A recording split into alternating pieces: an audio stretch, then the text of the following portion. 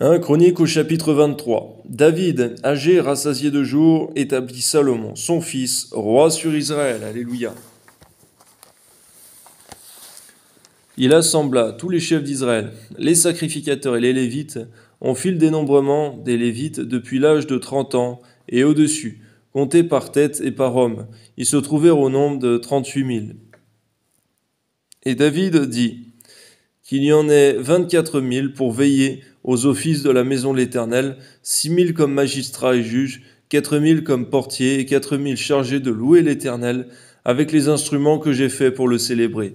David les divisa en classes, d'après les fils de Lévi, Gershon, Kehat et Merari. Des Gershonites, Léadan et Shimei, fils de Léadan, le chef Jéiel, Zétam et Joël, 3. Fils de Shimei, Shélomite, Aziel et Haran, 3. Ce sont là les chefs des maisons paternelles de la famille de Laïdan. Fils de Shimei, Jachat, Sina, Jéhush et Béria. Ce sont là les 4 fils de Shimei. Jat était le chef et Zina le second. Jéhush et Béria n'eurent pas beaucoup de fils et ils formèrent une seule maison paternelle dans le dénombrement. Fils de Kehat, Amram, Jitsea, Hébron et Uziel, 4. Fils d'Amram, Aaron et Moïse.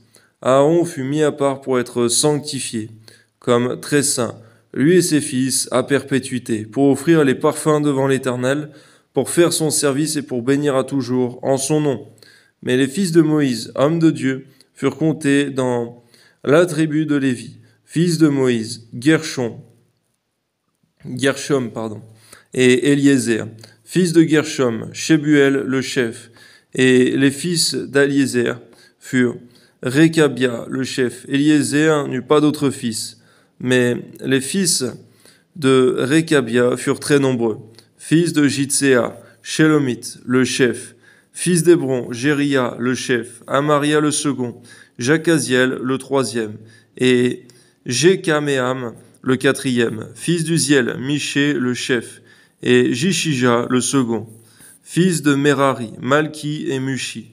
Fils de Malki, Éléazar et Kis. Éléazar mourut sans avoir de fils. Mais il eut des filles que prirent pour femmes les fils de Kis, leurs frères.